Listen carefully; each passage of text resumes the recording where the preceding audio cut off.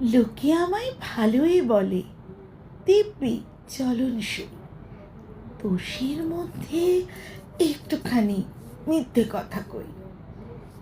ঘাটশিলাতে যাবার পথে ট্রেন ছুটেছে যখন, মায়ের কাছে বাবার কাছে করছি বকম বকম।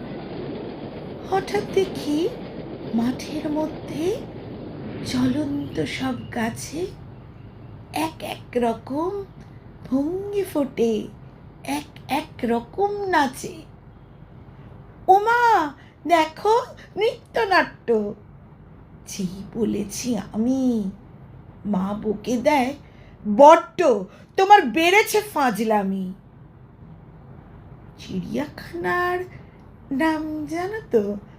আমার সেজমেশো আদর করে দেখিয়েছিলেন পশুরাজের কেশর।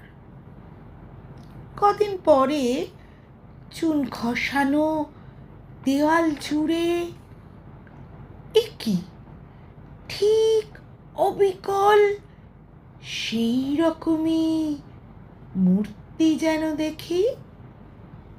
ক্লাসের মধ্যে যেই বলেছি সুরঞ্জনার কাছে, জানিস আমার ঘরের মধ্যে সিংহ বাঁধা আছে।